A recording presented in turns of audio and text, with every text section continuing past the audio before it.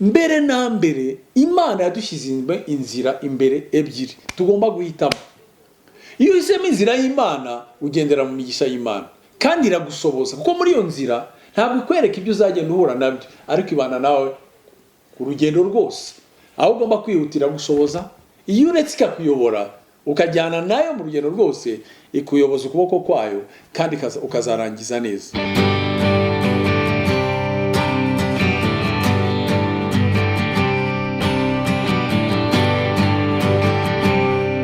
Inshuti zacu mutwumva, tubaha ikaze mu kiganiro cya Alpha Foundation Ministries.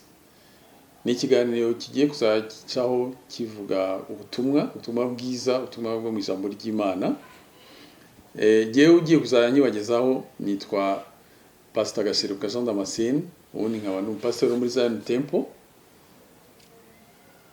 aho muri ubundi amahugurwa y'abakristo, no kuvuga training and discipleship.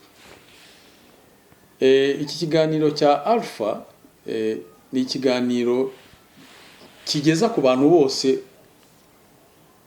ijambo ry'Imana. Abantu bose uko tuko bakeneye ijambo ry'Imana, iyo maze kugera ijambo ry'Imana bakigishwa, bagatozwa, bagahinduka noneho abigishwa ba Kristo.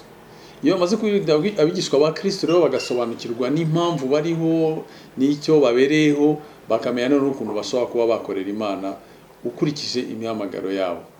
Mbese muri makeya nibyo ngibyo dushyira imbere, ni ijambo ry'Imana kuri buri wese rikeneye. Niyo mpamvu ari Alpha. Alpha no kuvuga ngo mbere na mbere yari ijambo. Imana irema umuntu, ikintu yamuhaye kizamusoboza kugendera muri ubu buzima ni ijambo. Niyo mpamvu rero iki kiganiro cyitwa Alpha. Mbere na mbere ni ijambo umuntu wese akeneye, rikazamubohora, yamara kubohoka akamenya inshingano ze afite hano ku isi, yamara kuzimenya akazigenderamo, akazarangiza neza urugendo. Ni icyo ngicyo mbese dukora muri iyi ministeri cyangwa muri umuhamagaro wacu wa Alpha Foundation Ministry. Ni ukuvuga ngo icyo twubatseho ni ijambo ry'Imana. Tudatinze rero, ni ikiganiro ubundi kimaze igihe gicaho ku buryo bwa audio, cyangwa tukandikira abantu ama message menshi aza nk'umugati wa buri munsi cyangwa wa daily bread, cyangwa notre pain quotidien ku Gifaransa. Ubundi turitanga mu ndimi zose uko ari eshatu: Kinyarwanda, Icyongereza n'Igifaransa, kuko tuzi yuko buri muntu wese akeneye umugati wa buri munsi. Yesu yigisha intumwa ze gusenga, yarabwiye mujye musaba Imana Data umugati wacu wa buri munsi. Naho rero icyo gitekerezo cyavuye cyuko buri muntu wese kugira ngo ashobore kubaho ku buzima bwa hano ku isi akeneye umugati uvuye ku Mana. Niyo mpamvu Yesu yabwiye intumwa zarabwiye ati ibiryo byangombwa umuntu akeneye ni ibiryo byo mu mwuka. Naho rero byavuye ko buri muntu wese akeneye ijambo rye rya buri munsi, akeneye rimuyobora mu rugendo rikamushoboza kugendera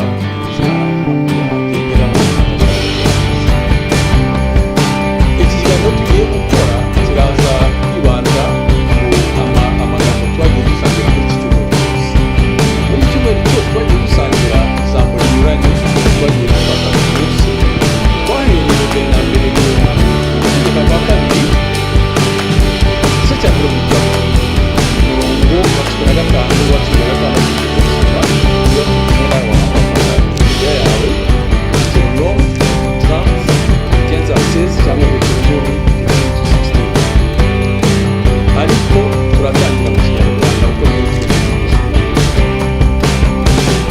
Deuteronome igitabo cyanditswe na Mose.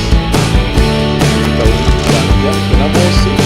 Igice cya 30 rero umurongo wa 16 turavuga ngo dore uyu munsi ngushyize imbere ubugingo n'ibyiza n'urupfu n'ibibi, ko ngutegeka uyu munsi gukunda Uwiteka Imana yawe, no kugenda mu nzira ikuyoboye, no kwitondera ibyo yategetse n'amategeko yayo n'amateka yayo, kugira ngo ubeho ugwire.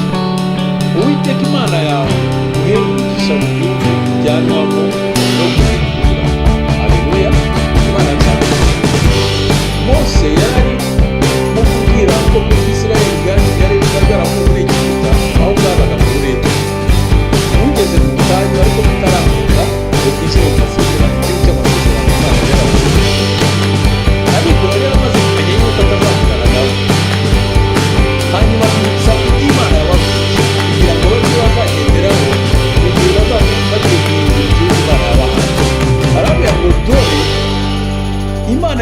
imbere ubugingo n'ibyiza, inzira y'ubugingo n'ibyiza, ariko nakwereka yuko hari n'inzira nanone y'urupfu n'ibibi. Imana yacu iradukunda, Imana yacu yaduhaye ubwenge kugira ngo tujye dushobora guhitamo. Uhitamo icyiza cyangwa ugahitamo ikibi. Ntabwo Imana idufata nka robo ngo igucisha aho udashaka. Oya, kuva yarema umuntu yamuhaye ubwenge kugira ngo ajye ahitamo icyiza, cyangwa amahitamo mbese n'ayawe. Nanjye mpitamo, nawe uhitamo. Ubuzima ufite ubu ngubu ni igiteranyo cy'ibyemezo wagiye ufata mu buzima bwawe. Niba urimo gukora aka kazi nuko wafashe icyemezo cyo kujya ugakora. Niba ufite inshuti ni nuko wafashe icyemezo cyo kugira iriya nshuti. Mbese Imana nayo iduha uburenganzira bwo guhitamo. Hano rero Mose yarababwira ngo Imana yabashyize imbere inzira. Hitamo inzira y'ubugingo n'ibyiza, ariko hakaba n'inzira y'urupfu n'ibibi. Ngo ariko Imana ngo igutegeka uyu munsi gukunda Uwiteka Imana yawe no kugenda mu nzira ikuyoboye. Ni ukuvuga ngo nubwo hari izo nzira zombi, ariko hari Imana yo ikuyobora mu nzira nziza. Hari inzira Imana igomba kuyoboramo no kwitondera amategeko yayo. Mbese no kwitondera ijambo ryayo ngo kugira ngo bigende gute, kugira ngo ushobore kubaho. Ni ukuvuga ngo twebwe kugira ngo tubeho nk'abantu dukeneye kugira ngo tuyoborwe n'Imana. Ni ukuvuga ngo nufata ya nzira itari ya n'Imana yakuyoboyemo, ntabwo uzagira ubuzima. Yesu yaravuze ngo aya magambo mbabwira ni ukuri ndetse n'ubuzima. Ni ukuvuga ngo iyo duhisemo inzira y'Imana dushobora kugira ubuzima, kandi ubuzima buhoraho. Muri Yohana 10 igice cya 10 umurongo wa 10 navuga ngo umwanzi yaje kwiba no kwica no kurimbura, ngo ariko jyewe naje kubaha ubugingo kandi ubugingo buhoraho. N'iri jambo ry'Imana ratubwira ngo rero niduhitamo inzira y'Imana tuzabaho, tuzagira ubugingo buhoraho. Ariko noneho kugira ngo uzagwire, kugwira no kwaguka, kugwira no guhirwa, kugwira no kugira ibyo ukeneye byose. Imana yarimo kubwira ubwoko bw'Isirayeli iti nimugendera mu nzira yanjye muzabaho ndetse muzagubwa neza. Ngo uko jyewe Uwiteka Imana yawe, aho ngaho uzagwira ngo niho Uwiteka izaguhera umugisha mu gihugu ikujyanamo kugira ngo ugihindure.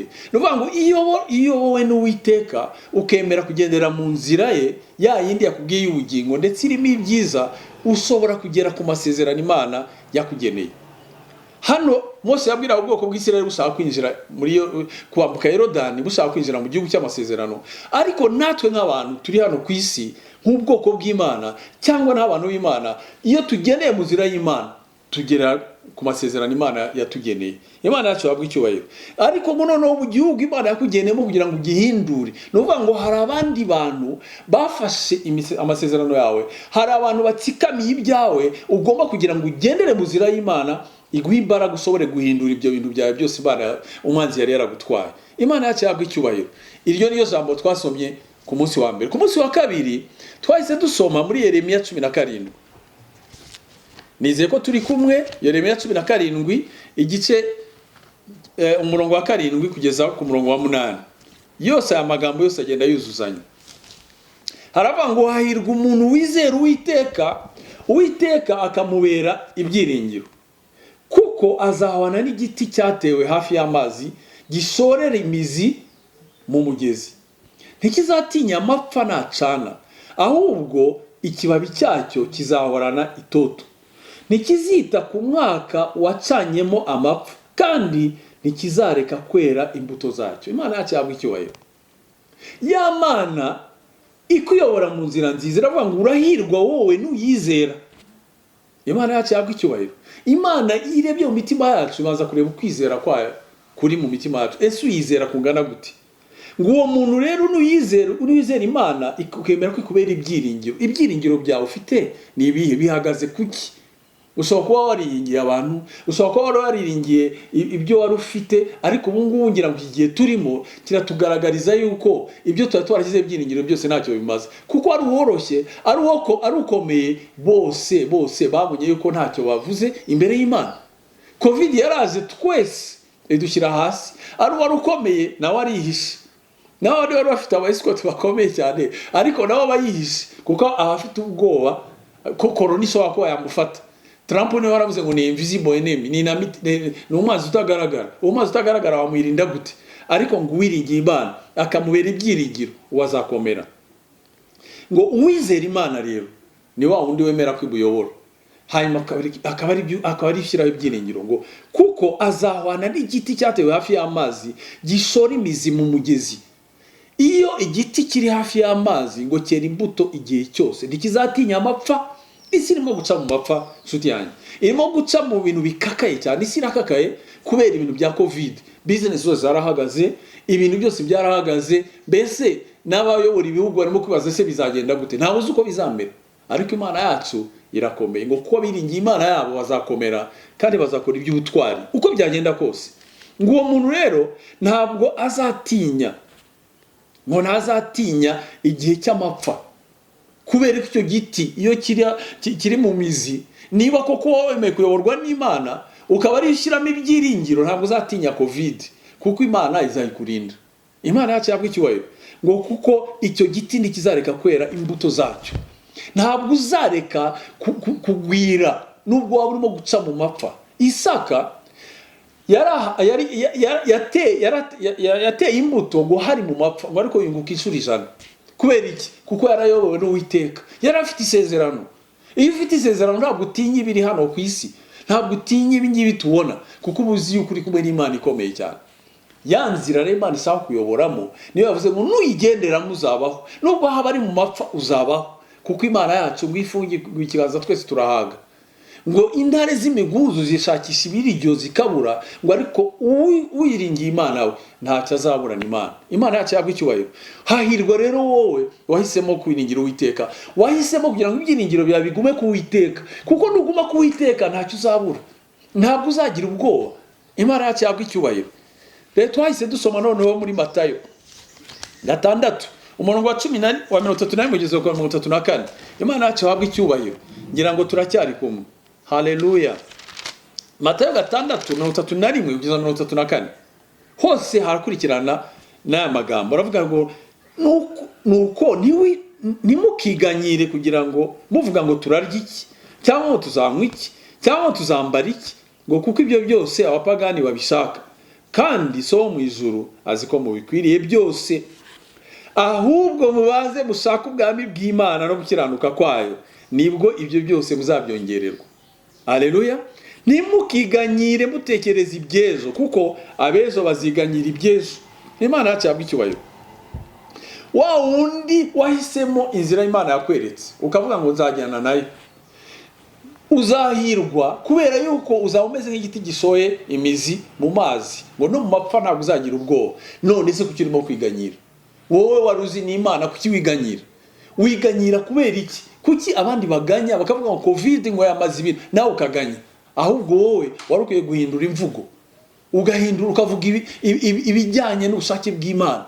Twebwe turi abana b'Imana, ntabwo twiganyira. Ntukiganyire kuko ibyo ngibyo ngo uzambara iki, uzarya iki. Ubu se igihe wabayeho cyose Imana niyagutunze, kuki wumva ko ejo itazagutunga? Izagutunga, kuko irakuzi kandi iragukunda. Ngo ejo tuzarya iki, ngo cyangwa tuzanywa iki, ngo cyangwa tuzambara iki. Ariko Imana yacu ihabwa icyubahiro, kuko ibyo byose byitaho. Haleluya. Reka Imana tuyikomera amashyi, kuko ibyo byose ngo abapagani babishaka. Reka gusa n'abapagani, reka kwiganyira nk'abatazi Imana, kuko abazi Imana ntabwo biganyira, kuko bazi yuko Imana ibitaho. Ese inyoni zo mu kirere zihora zigenda mu gitondo ziririmba, uzabyuka mu gitondo uzasanga zagutanze kubyuka ziririmba. Ziba zishima Imana ko yuko ziza kugenda zikarya. Imana yaziteganirije. Wowe waremye imiso y'Imana, kuki wiganyira? Ngo ntimwiganyire, ngo kuko ibyo biyo n'abandi bose batazi Imana barabikora. Ngo ahubwo twebwe tugire gute? Yesu yakoze yahise aduha ubwinzira, avuga ngo kuko so mu ijuru azi ibyo mukwiriye byose, azi ibyo ukwiriye uyu munsi, azi ibyo ukeneye ejo, azi ibyo uzakenera n'ejo bundi. Kuko niba uri umwana w'Imana ni papa wawe. Reka kumva ko ari umuntu uri kure cyane, ngo aba hafi kurusha n'umwambaro nambaye. Uwo ni we Yesu. Yabwiye intumwa rero ngo ahubwo aho kwiganyira mushake mbere na mbere ubwami bw'ijuru no gukiranuka kwayo, ngo ibindi byose. Ikibazo kibaho rero niki? Nuko aho kugira ngo dushake ubwami bw'ijuru, dushake nyiri ibintu, tujya gushaka ibintu, tukajya imbere y'ibintu, inyuma y'ibintu akaba byo dukurikirana, aho kugira ngo dushake wa wundi nyiri ibintu. Imana idufashe kugira ngo tugire amahitamo nyayo, twatangiye tuvuga guhitamo. Imana ivugira ngo dore nguhitiyemo inzira nziza y'ubugingo n'ibyiza, kuko inyiri uhitamo niho uzahirwa, nubwo haza amapfa ntacyo uzaba. None kuki wiganyira ngo shaka mbere na mbere ubwami bw'ijuru? Ubwami bw'Imana mu Baroma 14:17 baravuga ngo ni ugukiranuka, ni amahoro, ni umunezero mu mwuka wera. Imana yacu yabwa icyubahiro. Iyo ushatse gukiranuka kw'Imana, Imana nayo ikwitaho ngo reka rero kugira ibyo byose, kuko Imana izahita iguha ibyo byose. Iyo ukurikiye Imana, n'ibyo ukeneye byose irabiguha. Imana yacu yabwa icyubahiro. Twakomeje dusoma noneho mu Baroma, nako mu Baroma 13 igice cya 13 umurongo wa 12 n'uwa 14. Ngira ngo turacyari kumwe, ukurikire neza wumve, uraza gusanga bigenda byuzuzanya byose ibyo ndimo kukubwira. Imana yacu neza, ijambo ryayo riba rimwe kandi rigenda riduhumuriza, riduha n'inyigisho dukeneye mu buzima bwacu.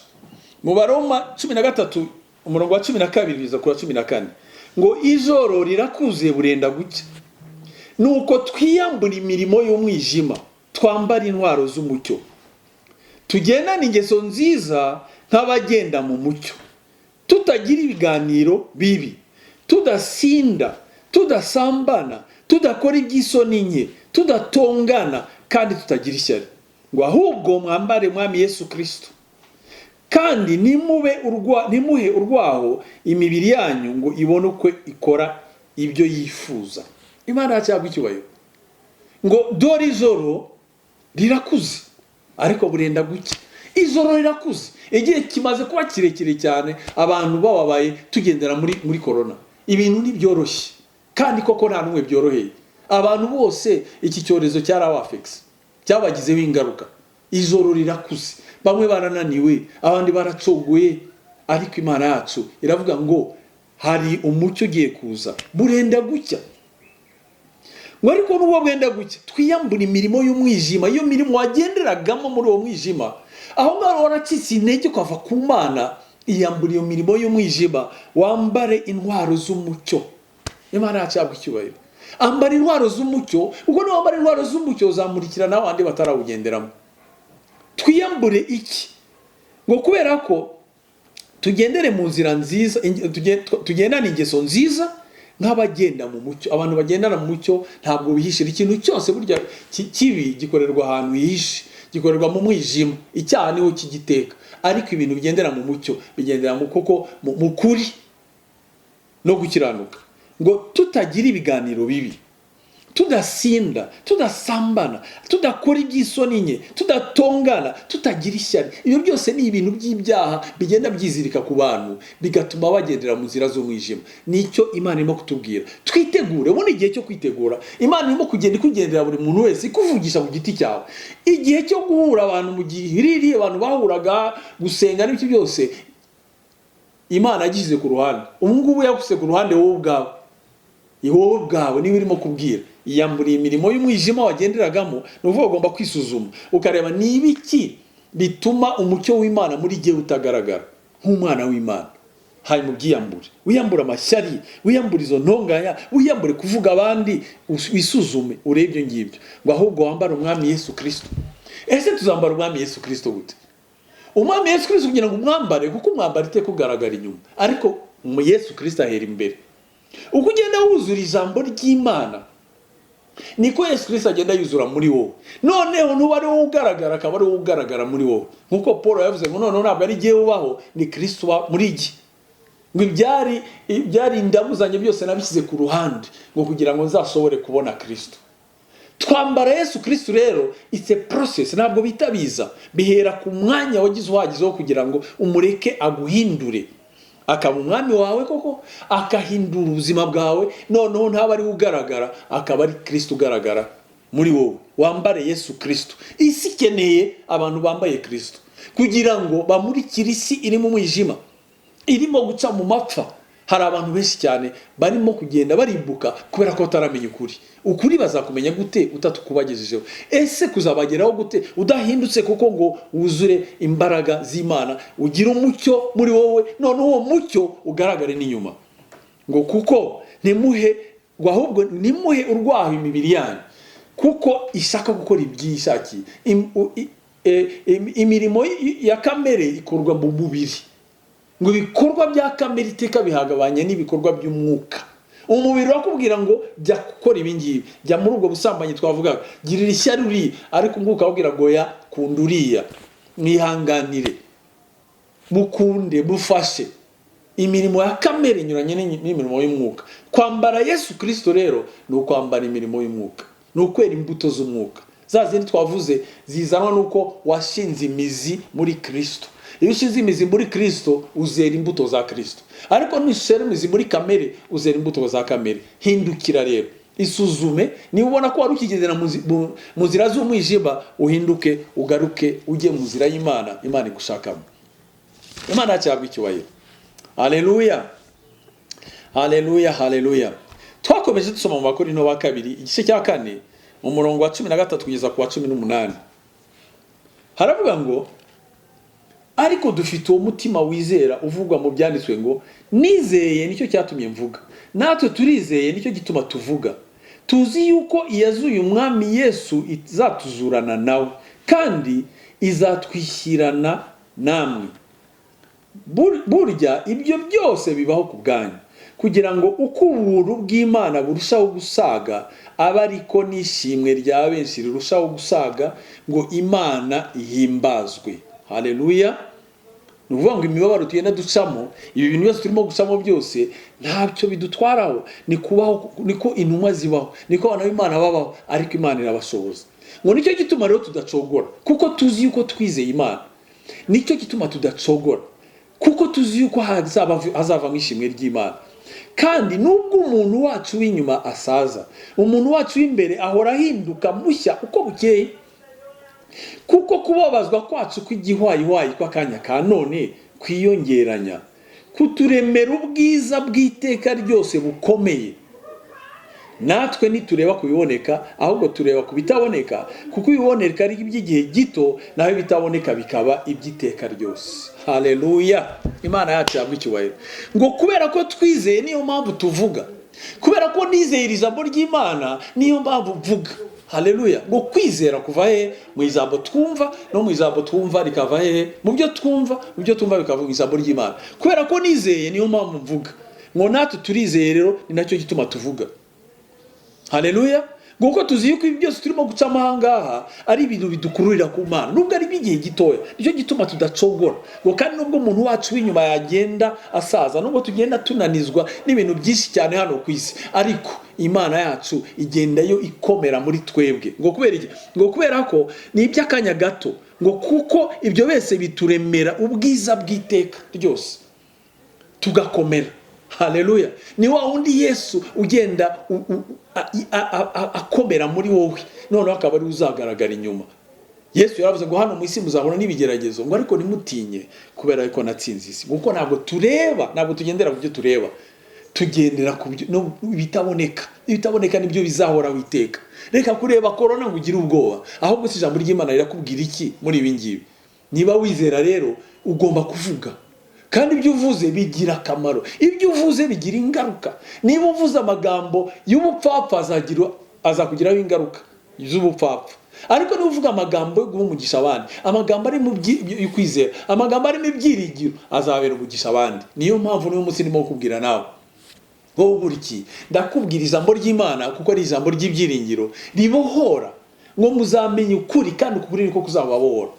Afata icyemezo uyu munsi, yanyana uzafata icyemezo, uhitemo inzira y'Imana, ugendane n'Imana. Twarangirije muri Yesaya 40. Turizera, niyo mpamvu tuvuga, niyo mpamvu tukubwira tukugeza ijambo ry'Imana, nuko tuzi ko ari ijambo rikora ibikomeye rigahindura amateka ya benshi.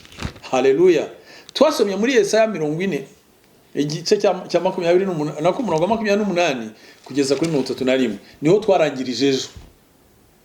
Haravuga ngo mbese ni wari wabimenya, mbese nurabyumva, Imana ihoraho, Uwiteka umuremyi w'imbera z'isi ntirambirwa, ntiruha, ubwenge bwayo ntiburondoreka, niyo iha intege abarambiwe, kandi utibashije imwongerera imbaraga.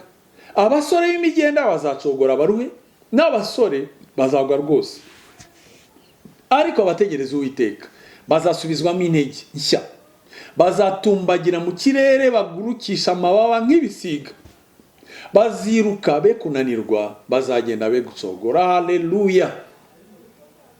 Mbese warubizi? Ntabyo waruzi. Uzi ko Imana igiye gukora mu buzima bwawe? Ntacyo uzi, nta n'icyo wari bwumve. Ngo iby'amaso atarabona n'iby'amatwi atarumva nibyo Uwiteka arimo gutegurira abana be. Haleluya! Ngo ko Imana ni ihoraho. Imana ihoraho, ntabwo ihinduka. Ntabwo kuba covid yaraje cyangwa ko abantu badaterana Imana idahari. Imana irahari. Itorero ry'Imana rirahari, ririmo kwitegura. Abantu bashobora kuba batarahura badahurira mu mazu, ariko itorero ry'Imana riri mu mutima yacu, rirahari. Ahubwo wowe wagaze uti Imana yacu igufashe. Ngo kubera ko Imana Uwiteka umuremyi w'impera z'isi ntarambirwa kandi ntaruha. Haleluya! Ntabwo arambiwe kumva amasengesho yawe, nta nubwo arambiwe kuba yagufasha, kandi ntabwo aruha, aragukomeza. Kubera iki? Ngo niwe niho intege abarambiwe. We wari waracitse intege, Imana yiteguye kuguha intege. Ngo kandi utibashisha utibashije imwongerera imbaraga. Haleluya! We wari waracitse intege, ubona ko bitinze pe, ubona ko isi ibintu bimeze gute, ibintu ndimo gucamo kuki bitarangira, ese ya Mana iriho? Satani agatangira kuguha ibindi bitekerezo akubwira ko Imana yananiwe. Ntabwo Imana yananiwe kuvura iyo ndwara yawe, ntabwo Imana yananiwe gukura muri icyo kibazo, ntabwo Imana yananiwe guhindura umugabo wawe cyangwa umugore wawe, ntabwo Imana yananiwe kugira ngo abana bawe bari mu biyobyabwenge bavemo. Imana irabishoboye. Haleluya! Reka kurambirwa kuyibwira, kuko irakumva. Bavuze ngo nabaza ndabatabara kandi bereke ibikomeye mutari mwabona. Ngo mfite imigambi myiza kandi yo kuremamo imitima y'ibizaza ejo ndituzi uko bizaba bimeze. Ngo ariko abiringiye Imana yabo bazakomera kandi bazakora iby'ubutwari. Ngo kuko abasore b'imigenda bazacogora, abafite imbaraga bazacogora, ngo n'abandi basore bazagwa rwose, ariko abategereza Imana yabo. Wumva uko Imana igiye kubikora. Abategereza Uwiteka bazasubizwamo intege nshya. Wari wacitse intege, ariko uyu munsi Imana irashaka gusubizamo intege nshya, irashaka guha imbaraga nshya. Nshuti yanjye, ngo kandi bazatumbagira mu kirere bagurukisha amababa nk'ibisiga. Ntabwo tuzahinduka inyoni, oya, turi abantu. Ariko kuvuga ngo uzatumbagira mu kirere, kuvuga ngo Imana izaguha imbaraga ku buryo ugendera hejuru ya cya kibazo. Nibyo kirahari, nibyo abaganga bakubwiye ko indwara yawe idakira, ariko Imana izaguha imbaraga zo kugendera hejuru y'iyo ndwara, hanyuma nta kizagutwara humura. Kandi Imana yiteguye kuyikiza mu gihe cyayo. Reka no kumva yuko upfuye, kuko Imana yashaka guha imbaraga zigendera hejuru y'ibyo bibazo byawe. Reka kumva yuko kubera ufite amadeni, corona yakubujije gukora ko bicitse. Oya, Imana igiye kuguha ubushobozi bwo kugendera hejuru y'ibyo bibazo byose. Niyo mpamvu uvuga ngo ngo tutumbagire tumere nk'ibisiga, izakujyana mu kirere, kuko ni nyembaraga, ntabwo iruha. Amen. Ngo kandi baziruka be kunanirwa. Muri uru rugendo turi hano ku isi, ni Imana yarutangiye, niyo yarutangije nayo izarurangiza. Hari aho tugenda buhoro, hari aho tugomba kwiruka, hari naho tugomba guhagarara. Ibyo bigenda gute? Iyo wemeye kuyoborwa n'Imana. Kuko yavuze ngo nuca mu nzira muyobora uzagubwa neza, uzabaho kandi uzagwira. Ni ukuvuga uzagendera muri gahunda y'Imana. Ngo niwiruka ntabwo uzananirwa, kuko azaguha imbaraga, azaba yaguhaye intege, ndetse n'ugenda ntabwo uzacogora. Turi mu rugendo rero, tuzarurangiza gute? Si ku bwacu, ni ku bw'Imana yacu. Imana ikugirire neza. Aya niyo magambo twaganiriyeho, ariko muri make yanshatse kuyahuza yose. Ni ukuvuga ngo mbere na mbere Imana yadushyize inzira imbere ebyiri tugomba guhitamo. Iyo uhisemo inzira y'Imana ugendera mu migisha y'Imana, kandi iragushoboza, kuko muri iyo nzira ntabwo ikwereka ibyo uzagenda uhura nabyo, ariko ibana nawe ku rugendo rwose. Aho ugomba kwihutira gushoboza, iyo uretse ikakuyobora ukajyana nayo mu rugendo rwose, ikuyoboza ukuboko kwayo kandi ukazarangiza neza. Imana yacu habwa icyubahiro. Ngo icyo gihe uzabaho kandi uzagwira. Imana idushoboza, ariko urahiriwe wowe wahisemo. Wowe wahisemo kugendera mu nzira y'Imana, urahiriwe ukomeze nka cya giti kitazahora cyera imbuto mu gihe cyacyo. Ntukiganyire rero. Kubera iki wiganyira? Kandi uzi yuko uri kumwe n'Imana. Niyo mpamvu Imana ikubwira ngo rero reka gucogora. Niba wacitse intege yihamagarira gufasha. Ibyo turimo gucamo rero by'akanya gatoya ntibiturangaze, ntitwe kureba kubifatika, ahubwo dutumbire Yesu watsinze, natwe tuzatsinda. Niho turangije uyu munsi rero tuvuga ngo niba waracitse intege, Imana yiteguye guha imbaraga kugira ngo uzashobore kugenda urangize neza. Nshuti yanjye, reka mbe mini ahangaha, tuzongera dukomeze ku cyumweru gitaha. Ubu butumwa uzajya ubona buri cyumweru, ariko reka bujye kubera impamba ituma ugenda no mu cyumweru kiri imbere yawe, kugira ngo none tuzongere guhura hari aho wageze. Ubu butumwa bwa Alpha ni ukuvuga ngo ijambo ni ryo rituyobora. Mbere na mbere byari ijambo ni ryo riduha imbaraga, ni nayo ntwaro yacu dukoresha kugira ngo dutsinde Satani. Reka ijambo ry'Imana rikuyobora. Imana ikugirire neza. Tujye kurangiriza hano tubifuriza umunsi mwiza, ariko tubasabira n'amahoro y'Imana. Ndarangiza nsenga. Wowe utarakira agakiza, wowe utaramenya n'iyo nzira y'Imana, wowe utaramenya no kugendera muri iyi nzira, hari uburyo tuyinjiramo, ntabwo ari ugupfa kusimbukiramo. Ijambo ry'Imana ratubwira ngo nk'uko Imana yakunze abantu bose bo mu isi, yohereza umwana wayo Yesu Kristo kugira ngo umwizera wese atarimbuka, ahubwo ahabwe ubugingo buhoraho. Yesu rero yaraza aravuga ngo ni jyewe nzira, ni jye kuri, ni jye bugingo. Niwinjira mu nzira uzamenya ukuri, uko kuri kuzakubatura, hanyuma ugire ubugingo buhoraho. Ngo abamwemeye bose rero yabahaye uburenganzira bwo kuba abana b'Imana. Uyu munsi niba ushaka gufata icyo cyemezo, ndagira ngo ngufashe. Ntabwo ari ibintu bigoye, ni impano Imana yaduhaye. Niwemera mu mutima wawe ko Yesu Kristo yapfuye ku musaraba kubera ibyaha byawe, ukabyatura n'akanwa kawe, urakizwa, urahinduka umwana w'Imana. Niba ubyemeye, ndagira ngo usubiremo iri sengesho, ukurikire, unsubiremo ibyo ngiye kuvuga. Uvuge ngo Mana Data, sobanukiwe urukundo rwawe, sobanukiwe ko wankunze ntaranakumenya. None nakiriye Yesu mu mutima wanjye ngo ambere umucunguzi n'umwami wanjye. Guhera uyu munsi Mana, ndagushimiye ko ibyaha byanjye ubimbabariye. Ndagushimiye ko izina ryanjye rivuye mu gitabo cy'urupfu rikandikwa mu gitabo cy'ubugingo. Mana unshoboze kugira ngo uzashobore kurangiza neza. Urakoze kunyumvise, mu izina rya Yesu Kristo umwami wacu, amen. Wowe usenze iri sengesho, ndagira ngo nkubwire guhera uyu munsi ubaye umwana w'Imana. Ijambo ry'Imana rivuga ngo iyo wakiriye Yesu Kristo uhinduka ikiremwa gishya. Nubwo ubona wowe ntabwo wahindutse, ariko Yesu yaje mu mutima wawe. Avuga ngo dore ndakomanga, numfungurira ndinjira kandi ndaza tubane. Yaje mu mutima wawe arimo. Mureke ab'umwami koko ayobora ubuzima bwawe. Ukeneye abantu bagufasha kugendera muri uru rugendo, ukeneye kugira ngo urebe abantu hafi yawe ubona ko koko bazi inzira y'Imana bagufashe kugira ngo ukure, hanyuma uzashobore kurangiza uru rugendo. Wenyine ntabwo wabyishoboza, ariko uyu munsi Imana yashatse ngo ubikore wowe n'Imana yawe. Ntabwo agakiza araka abantu abagafatira hamwe, ni wowe n'Imana yawe wafashe icyo cyemezo, kandi Imana izagushoboza. Wowe ariko wari ufite intege nkeya, wagendaga mu nzira y'Imana ariko udakomeye, reka ndagusengera Imana yakongerera imbaraga, hanyuma uhinduke ugire imbaraga zo gukomeza gukorera Imana. Aho Imana yaguhamagaye, icyo yaguhamagayemo ushobore kugikora nk'uko Imana bikwiriye, kugeza igihe twese turarangiriza ukabona ingororano y'ibyo uzaba warakoze. Imana ikugirire neza. Reka turangiza rero noneho mbasengere kandi mbaragize Imana. Reka dusenge twese hamwe. Nawe wisengere ukurikije ibyo wumvise, ukurikije ijambo ryo wumvise, hari aho watsinzwe. Nawe wisengere kandi Imana igufashe kugira ngo uzakomeze kugendana nayo. Mana turagushima kugira neza, turagushima ko uhoraho, turagushima ko udahinduka kandi gufite imigambi myiza kuri twebwe. None muri aka kanya ndagushimiye ko wabanye natwe tuvugira ijambo tukaba turangije neza. Ndagusaba ngo iri jambo rigende ryera imbuto mu buzima bwa buri muntu wese waryumvise. Ndetse n'uriya wakiriye agakiza uyu munsi, Mana umufate ukuboko umushoboze muri uru rugendo atangiye. Uyu wari waracitse intege nawe tumusabiye imbaraga zawe.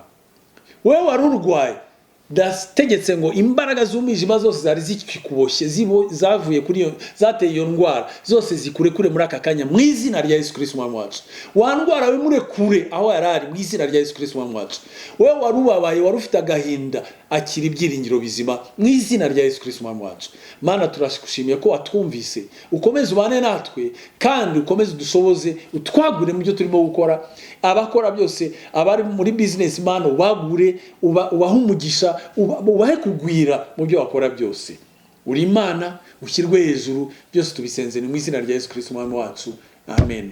Nkuko nababwiye, iki ni ikiganiro cya Alpha Foundation Ministries, umurimo uvuga ubutumwa bugufasha kugira ngo usobanukirwe uwo uriwe n'Imana ufite n'umuhamagaro ufite kugira ngo ushobore gusohoza inshingano zawe hano ku isi. Kuko buri muntu wese azabazwa ibye ukurikije ibyo Imana yaguhaye. Nicyo rero iyi Alpha igufasha kugira ngo usobanukirwe ijambo ry'Imana, usobanukirwe impano zikurimo, hanyuma ushobore kuzikoresha kugira ngo Imana ihabwe icyubahiro. Mwari kumwe na Pastor Dama. Amen.